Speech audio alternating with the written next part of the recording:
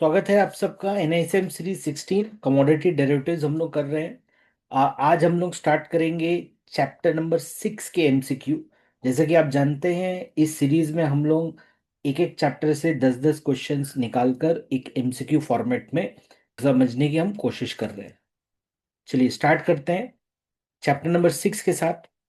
तो पहला क्वेश्चन है, trading on exchanges is A floor only, B electronic platform, C manual only, या D illegal. यानी जो ट्रेडिंग होगी वो किस प्लेटफॉर्म पे होगी, तो हमको पता है कि वो इलेक्ट्रॉनिक प्लेटफॉर्म पे होगी। तो the correct answer will be option number B, electronic platform. Question number 2. Order type includes A. Market and limit, B. Delivery only, C. Tax only, D. Storage only. तो यहां पर समझने वाली बात यह है कि जो ऑर्डर के टाइप होते हैं वो डिलीवरी ओनली नहीं होते, अलग अलग टाइप के होते हैं। टैक्स ओनली नहीं होते, स्टोरेज ओनली नहीं होते। मार्केट ऑर्डर भी होता है, लिमिट ऑर्डर भी होता है, और इसके आगे ओनली नहीं लिखा है। तो ऑर्डर टाइप मार्केट ऑर्डर भी होता है, लिमिट ऑर्डर भी होता है। तो correct answer will be option number A, market and limit. Question number 3. Contract specification includes quantity and quality, B dividend interest, या डी जीडीपी। तो जो कॉन्ट्रैक्ट स्पेसिफिकेशन होता है उसमें क्वांटिटी और क्वालिटी क्लियरली मेंशन्ड होती है। तो correct answer here will be option number A, quantity and quality. Question number 4. Trading member must be registered with RBI, SEBI, exchange, या डब्ल्यूडीआरए। ट्रेडिंग मेंबर मतलब ब्रोकर। ब्रोकर की पहली रिस्पॉन्सिबिलिटी होती है रजिस्टर करना किसी एक्सचेंज के साथ।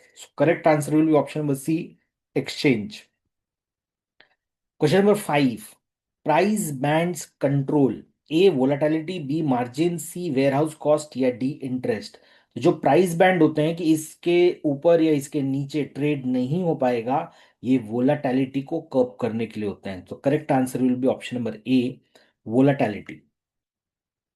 Question number 6. Open interest represents A traded volume, B outstanding contract, C margin, या डी वेयर हाउस स्टॉक। तो जो ओपन इंटरेस्ट होता है वो किसको रिप्रेजेंट करता है, वो आउटस्टैंडिंग कॉन्ट्रैक्ट को रिप्रेजेंट करता है। तो correct answer will be option number B, outstanding contract.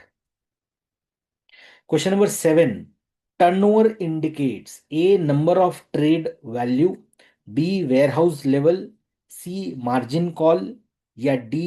Tax paid। तो जो टर्नओवर होता है वो होता है कितनी की ट्रेड हुई है, यानी नंबर ऑफ ट्रेड्स की value. Option number A.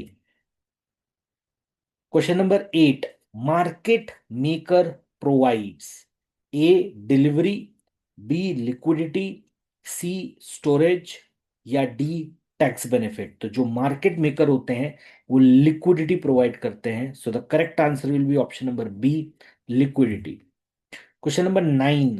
Trading cost include A brokerage and taxes, B dividend, C storage only, या डी नन।